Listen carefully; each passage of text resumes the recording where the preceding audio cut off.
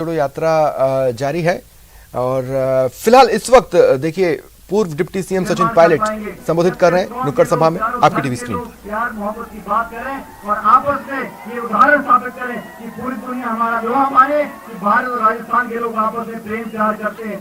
मैं एक बार पुनः राहुल जी का हाड़ौती में राजस्थान में स्वागत करते हुए आप सभी लोगों का धन्यवाद करता हूँ कि आप इतनी भारी संख्या में यहाँ पर आए। बहुत बहुत धन्यवाद। जय हिंद। राम राम साहब। सबसे पहले आपसे आग्रह करूंगा, जो भी ये तख्तियां लिए हैं ये तख्तियां नीचे करने हैं। ये भारत जोड़ो यात्रा है, तमाम कार्यकर्ता नीचे करने। मैं राजस्थान में पार्टी हाईकमान ने सुखजिंदर सिंह जी रंधावा साहब को हमारा यहाँ से राजस्थान का इंचार्ज बना के भेजा है। हमारा सौभाग्य है कि रंधावा साहब पहली बार हमारे बीच में राजस्थान में कोटा में पधारे हैं। मैं इनका प्रदेश कांग्रेस कमेटी की तरफ से हार्दिक स्वागत करता हूं, अभिनंदन करता हूं। मैं राजस्थान के मुख्यमंत्री आदरणीय अशोक गहलोत जी से निवेदन करूंगा कि वो पधारें और अपनी सभा को संबोधित करें। आदरणीय मुख्यमंत्री अशोक गहलोत।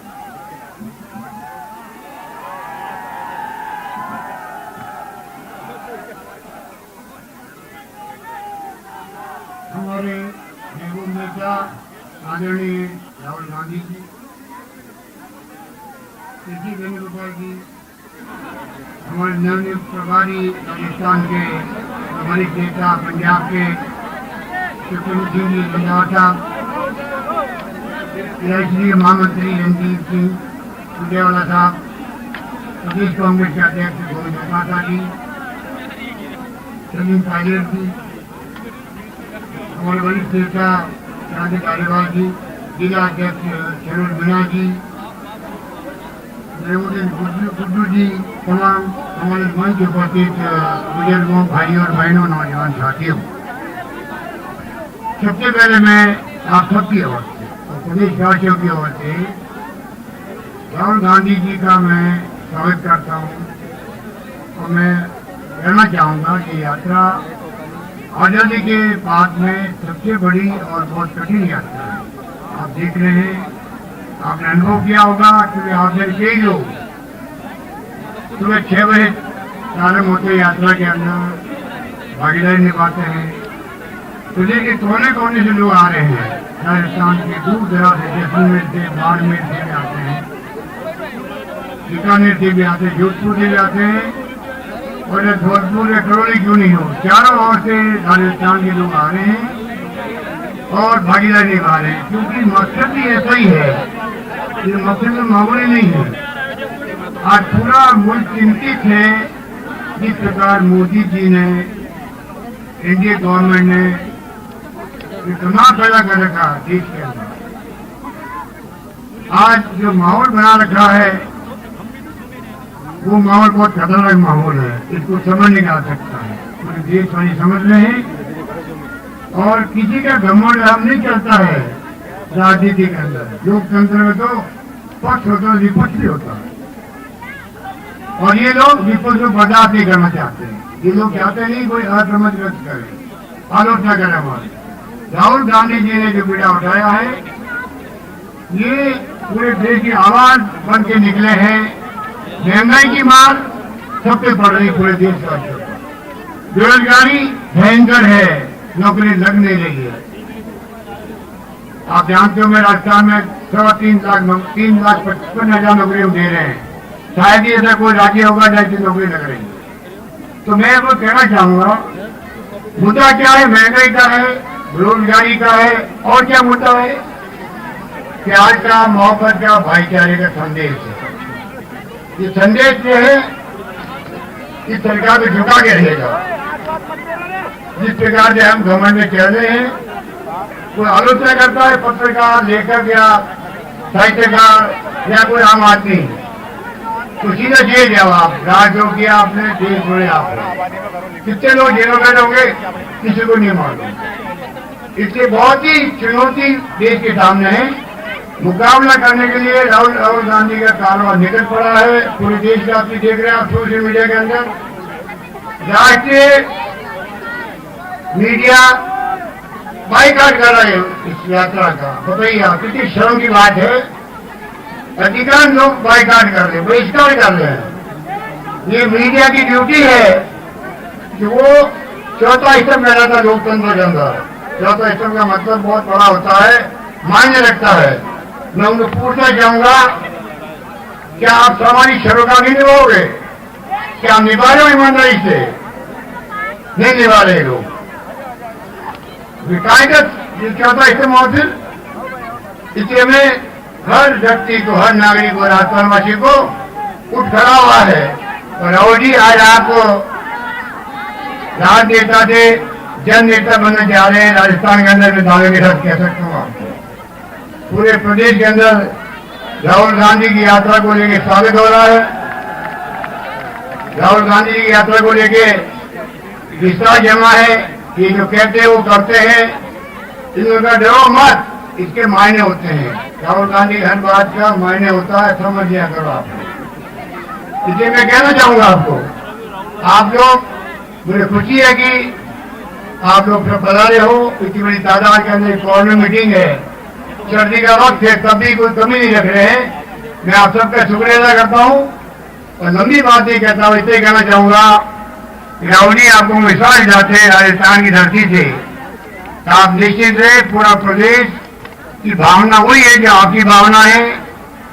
और देश के हित में, इस संविधान को बचाने के लिए, लोकतंत्र को बचाने के लिए आप निकल पड़े हैं। पूरा प्रदेश आपके साथ रहेगा, यही बात कहता हूँ। अपनी बात समाप्त करता हूँ। धन्यवाद। जय हिंद। धन्यवाद। छोड़ो छोड़ो छोड़ो छोड़ो। अब मैं हमारे नेता आदरणीय राहुल गांधी जी को बुलाऊंगा। ये वो राहुल गांधी है जो किसी से नहीं डरता है। हर 130 करोड़ देशवासियों के मन में डर निकाल करके लीडरता का भाव पैदा करने के लिए कन्याकुमारी से कश्मीर तक यात्रा कर रहा है। मैं अब चाहूंगा, काफी समय हो गया है, इसलिए आदरणीय राहुल गांधी जी को हम सुनना चाहेंगे। परम आदरणीय राहुल गांधी जी बता रहे।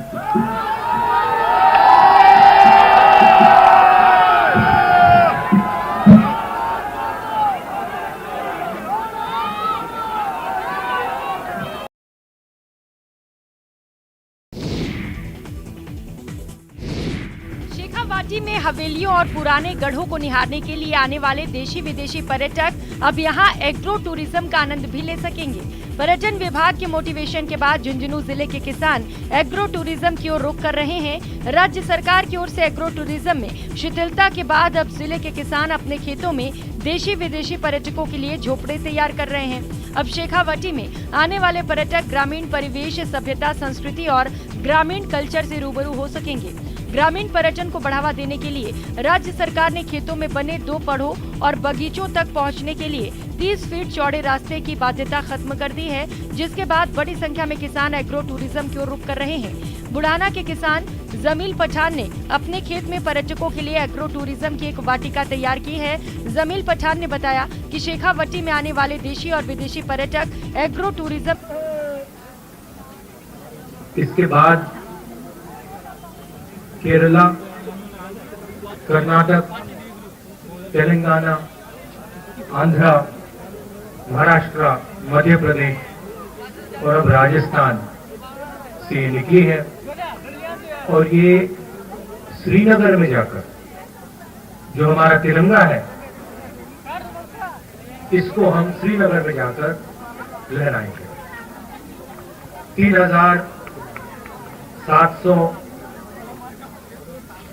3,800 किलोमीटर के बीच की दूरी है।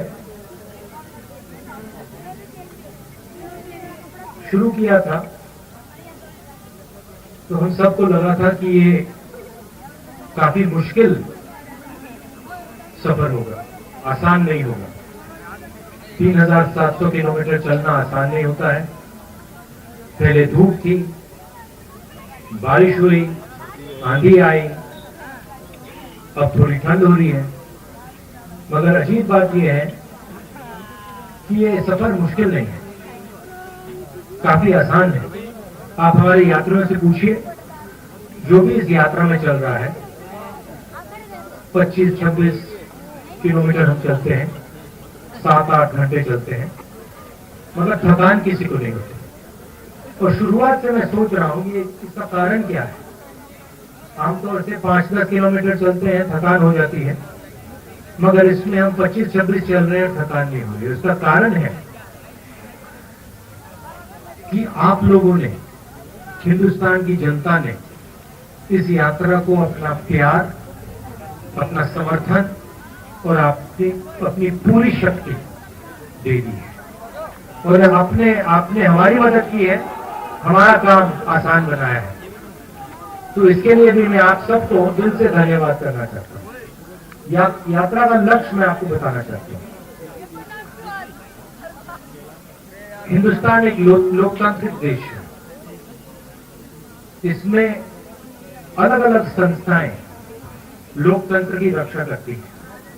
इसमें हमारे विधानसभाएं हैं, लोकसभा, राज्यसभा, जुडिशरी, जैसे भी गहलोत जी ने कहा, मीडिया जो चौथा स्तंभ माना जाता है, इन सब का काम लोकतंत्र की रक्षा करने का होता है।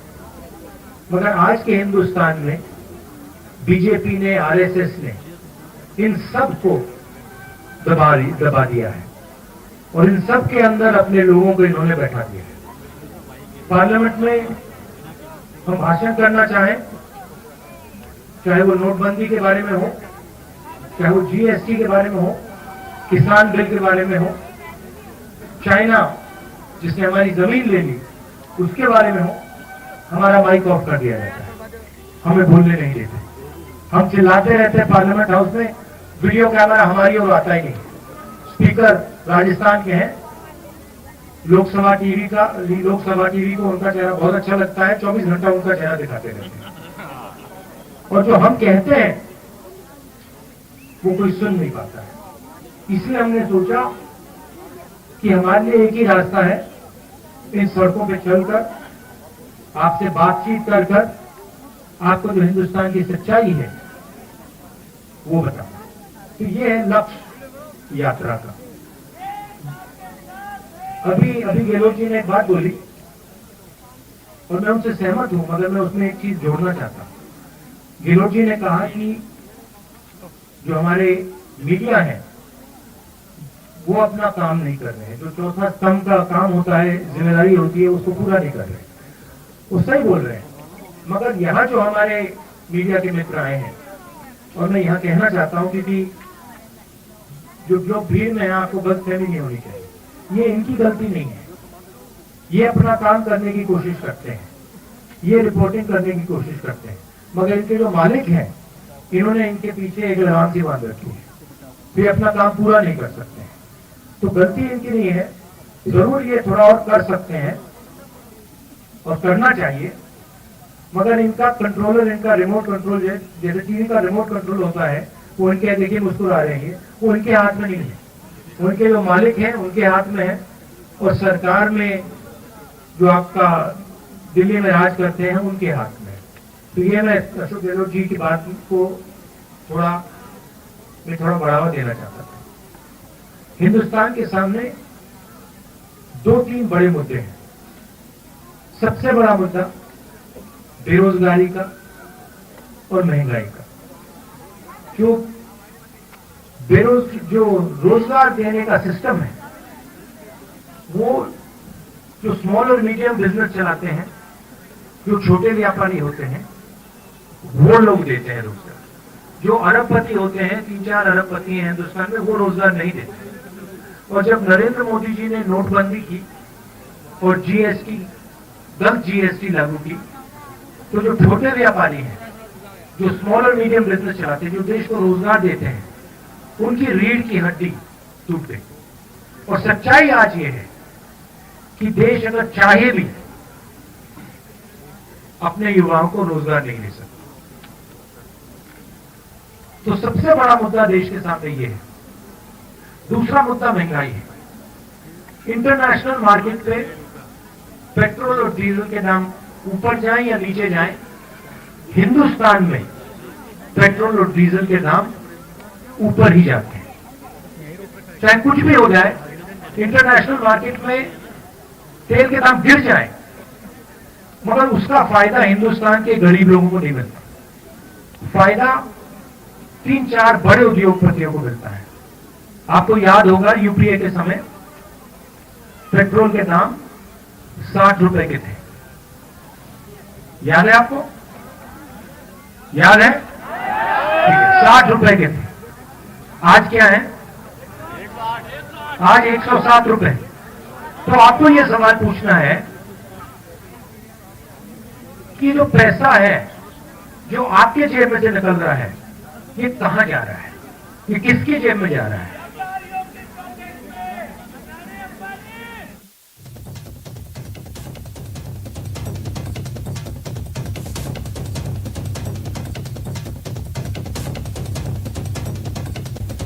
नोटबंदी ने व्यापारियों के जेब में से पैसा निकाला।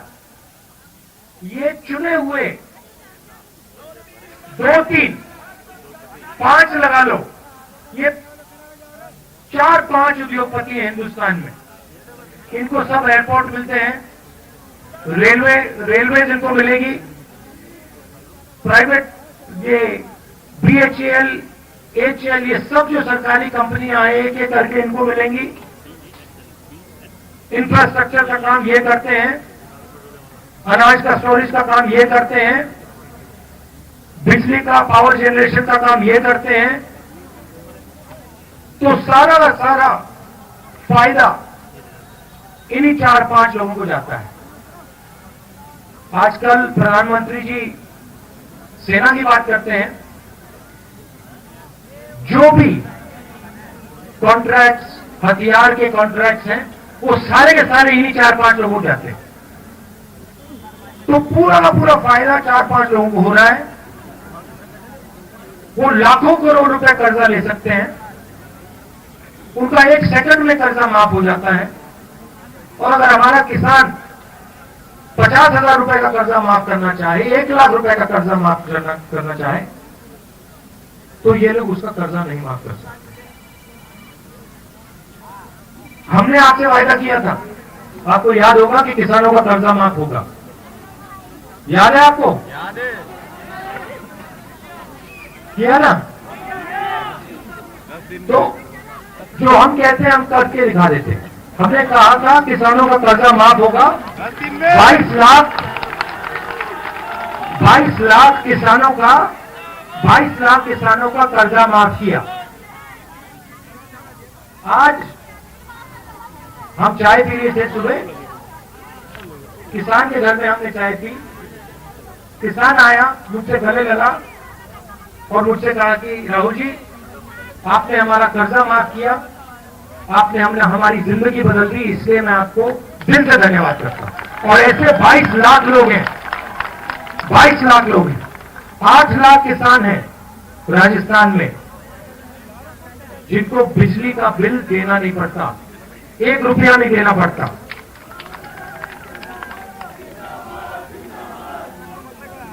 और चिरंजीवी योजना के बारे में तो आप जानते हो 28 लाख बेनिफिशियरीज को 10 लाख रुपए का बीमा, कोई भी बिल्कुल फ्री, कोई भी ऑपरेशन करवाना हो, दिल का ऑपरेशन करवाना हो, कैंसर का इलाज करवाना हो, ट्रांसप्लांट करवाना हो, राजस्थान में आपको फ्री में करवाते हैं हम लोग। और पहले गांव में मनरेगा होती थी। राजस्थान पहला स्टेट है जहां पे अब शहरों में हम मनरेगा जैसी योजना लाए।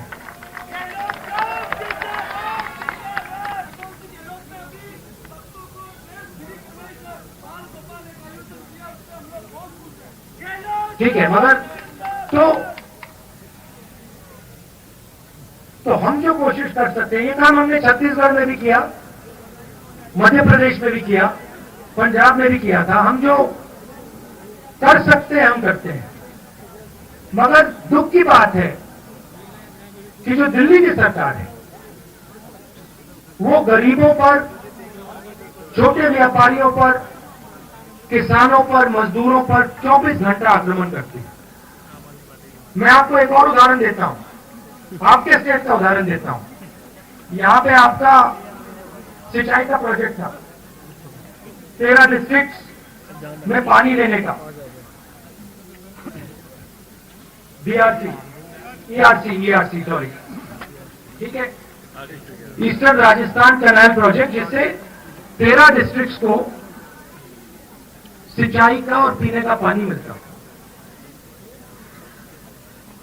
स्टेट की सरकार ने 9,500 करोड़ रुपए इस प्रोजेक्ट के लिए अलग रखे। अब प्रधानमंत्री ने वायदा किया था कि इसी प्रोजेक्ट को वो नेशनल प्रोजेक्ट बनाएंगे। कितनी बार किया था वायदा? 2 बार अपने भाषणों में हिंदुस्तान के प्रधानमंत्री ने राजस्थान के 13 डिस्ट्रिक्ट्स को वायदा किया था कि ये जो सिंचाई का प्रोजेक्ट है, इसको हम नेशनल प्रोजेक्ट बनाएंगे और जल्दी से जल्दी इसको हम पूरा करेंगे। उन्होंने उसको कैंसिल कर दिया और अब जब राजस्थान की सरकार अपने पैसे से प्रोजेक्ट को बनाना चाह रही है, तो हमारी सरकार को प्रोजेक्ट बनाने से रोक रहे हैं। तो ये है हालत। और नफरत और हिंसा के बारे में तो आप हर रोज देखते हो। देश को बांटने का काम करते हैं, भाई को भाई से लड़ाने का काम करते हैं, नफरत फैलाते हैं। तो ये 3 लक्ष्य है यात्रा के। नफरत और हिंसा के खिलाफ खड़ा होना, बेरोजगारी महंगाई के खिलाफ खड़ा होना, और जो हमारे गरीब लोग हैं, किसान हैं, मजदूर हैं, छोटे दुकानदार हैं, बेरोजगार युवा हैं, उनकी बात सुनना और समझना। देखिए, अभी मैंने 10 मिनट भाषण दिया है। गहलोत जी ने 5-7 मिनट बोला, सचिन ने 5-7 मिनट बोला। सुबह 6 बजे से हम पैदल चल रहे हैं, घंटों चले हम बोलते नहीं, हम आपकी बात सुनते हैं। हमारे पास जो भी आना चाहता है आ जाता है, चाहे वो किसान हो, युवा हो, माताएं बहनें, मनरेगा के मजदूर, छोटे दुकानदार, जो भी इन सड़कों में हमसे बात करना चाहते हैं आ सकते हैं, आ जाते हैं। देखिए, ये लड़की हाथ उठा रही है, ऐसे जाके अभी हम बात करेंगे। जो भी बात करना चाहता है आता है, हम प्यार से उनकी बात सुनते हैं, 7-8 घंटे सुनते हैं और फिर अंत में अपनी बात 15 मिनट के लिए रखते हैं। आपने इतना समर्थन दिया, इतना प्यार दिया,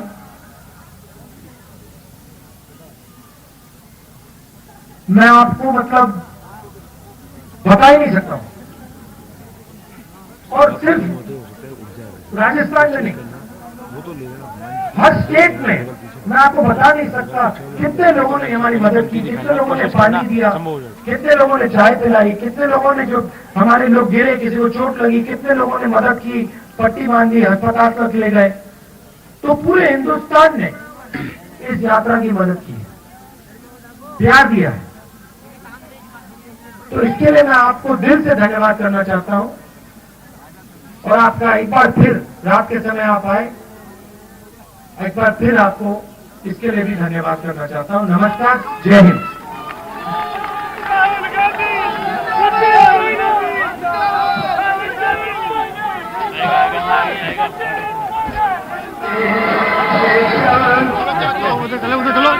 चलो